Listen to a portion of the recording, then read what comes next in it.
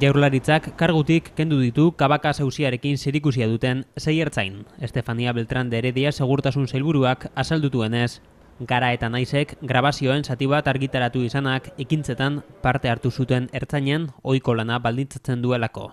Sailburuaren hitzetan, Inigo Cabacasen heriotza akatz konponezina da eta ondorioz ertzaintzak jarduteko protokoloak berrikusi ditu, baliabide materialak ordezkatu ditu eta trebakuntza jarduerak birdiseinatuko ditu. Segurtasun sailak gehitu du ez duela inoiz epailearen ikerketak ez diren hedabideen epaiketaren parte hartuko. Zentzurretan, epailearen ikerketarekin elkarlanean jarraitzeko prest dagoela azaldu du segurtasun sailak. Gogorarazi du baita ere, 5 ertzain ari direla epailearekin lanean 2012ko apirilaren 5eko gauean gertatutakoa argitzeko.